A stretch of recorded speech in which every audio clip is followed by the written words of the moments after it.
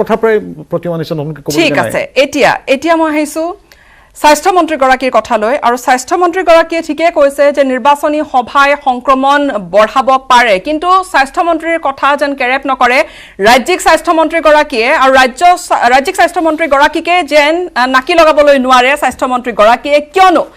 ৰাজ্যিক স্বাস্থ্য মন্ত্ৰী পীযুষ হাজৰিকাৰ আজি সভা আছিল 14 ছেপ্টেম্বৰটো তেনে এখন সভা আছিল আৰু সেই সভাটো যথেষ্ট জনসমাগম হৈছিল আৰু ইফালে আজিৰ যিখন সভা আছিল সেই সভাটো আজি যথেষ্ট জনসমাগম আছিল ৰাজ্যিক স্বাস্থ্য মন্ত্ৰী গৰাকীয়ে কৈছে যে তেওঁ ভবা নাছিল ইমান মানুহ হ'ব ঠিকে আছে কিন্তু এগৰাকী মন্ত্ৰী আৰু তাকো তেওঁ স্বাস্থ্য বিভাগৰ মন্ত্ৰী উপস্থিত থকা সভাত কিমান মানুহ গোট খালে বা তাত কি ধৰণৰ এটা পৰিবেশ হেয়া আমি এক প্ৰতিবেদন আগবঢ়াম তাৰ উত্তৰটো মই দিম প্ৰতিবেদন চোৱাৰ পিছত আপোনালোক জানা বুজা মানুহ কিয় নিজে বিপদত পৰি আছে নিহিলে অলপ আপোনালোক জানা বুজা মানুহ নহয় আপোনালোক পঢ়া শুনা কৰা মানুহ নহয় এনেকৈ কিয় আছে কৰোণা হৈছে গম পোৱা নাই এইজন ৰাজ্যিক স্বাস্থ্য মন্ত্ৰী পীযুষ হাজৰিকা কোভিড সজাগতাৰ বাবে সচিবালয়ৰ প্ৰৱেশদ্বাৰত তৎপৰ পীযুষ মই কিবা কৈছোঁ ঘৰত থাকিব কৈ থাকে নাই লগত কেমেৰালৈ পীযুষৰ ধমক আপোনালোক জানা বুজা মানুহ কিয় নিজে বিপদত পৰি আছে নিহিলে অলপ আপোনালোক জানা বুজা মানুহ নহয় আপোনালোক পঢ়া শুনা কৰা মানুহ নহয় এনেকৈ কিয় আছে কৰোণা হৈছে গম পোৱা নাই কোভিড নিয়ম নমনা সচিবালয়লৈ অহা দৰ্শনাৰ্থী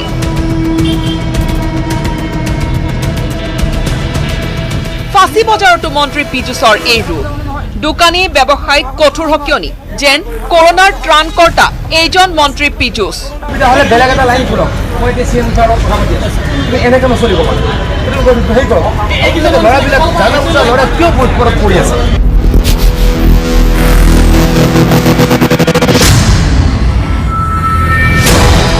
এই কাম কৰি বাহ লৈছিল জুনিয়ৰ স্বাস্থ্য মন্ত্ৰীজনে কিন্তু এইজন পীযুষে ক্ষমতাৰ স্বাৰ্থত পাহৰি গ'ল পূৰ্বৰ অৱতাৰ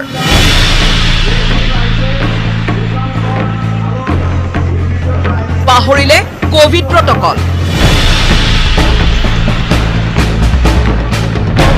ক্ষমতাৰ ৰাগীত সকলো পাহৰিলে মন্ত্ৰীয়ে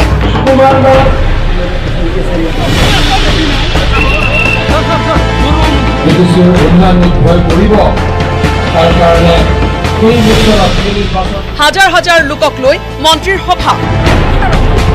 যি সময়ত কোভিড-19 মহাপ্ৰলয়ৰ সৃষ্টি কৰিছে সেই সময়তে চাওকে ভয়ংকৰ দৃশ্য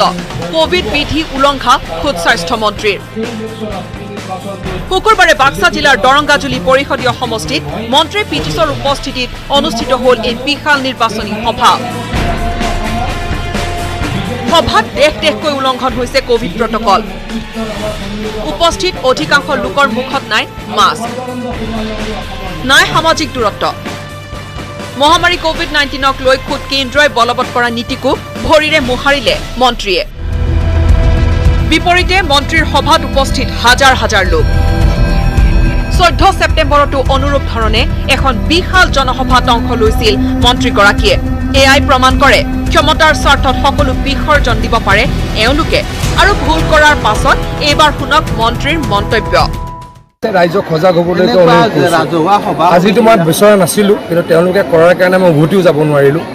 মই এনেকৈ বিচৰাই নাছিলোঁ মই খুব বেছি এখন কৰ্মী সভা দিবলৈকে কৈছিলোঁ গতিকে পৰৱৰ্তী সময়ত মই মোৰ ক্ষেত্ৰত মই মিটিং কৰিলেও তন্ত চিৰিয়াছ কমপ্লিটলি কৰিম কোনো চিন্তা নাই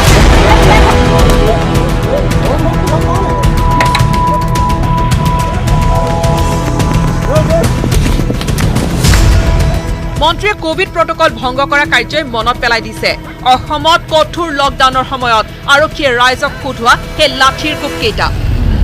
এতিয়া প্ৰশ্ন হয় জনতাৰ জীৱনক লৈ কোনে খেলিছে হেতালি কেৱল সৰ্বসাধাৰণৰ ক্ষেত্ৰতহে প্ৰযোজ্য নেকি কোভিডৰ নিয়ম জুনিয়ৰ স্বাস্থ্য মন্ত্ৰীজনৰ বিৰুদ্ধে গোচৰ ৰুজু কৰাৰ সাহস হ'বনে আৰক্ষী প্ৰশাসনৰ বাক্সাৰ পৰা মনোহৰ ৰাজবংশীৰ report news 18 Assam north east